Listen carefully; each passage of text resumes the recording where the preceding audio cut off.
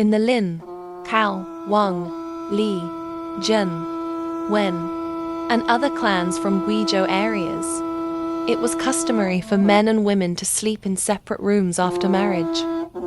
Once a child is born, they would return to sharing the same room. They worshipped spirits using 5-colored flags and celebrated festivals with singing and dancing, bringing joy. They also understood the proper order of seniority and respect between elders and juniors.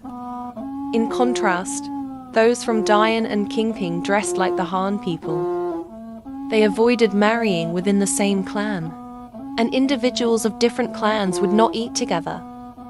After their parents passed away, they observed mourning without interruptions. The eldest son remained at home for 49 days, without washing his face or stepping outside. When the mourning period is over, they invite shamans to perform rituals, known as feng shui, releasing the spirit, before the eldest son could leave the house. If the eldest son was too poor to fulfill these duties, the eldest grandson or second son would take his place. They also valued education and could enter government schools.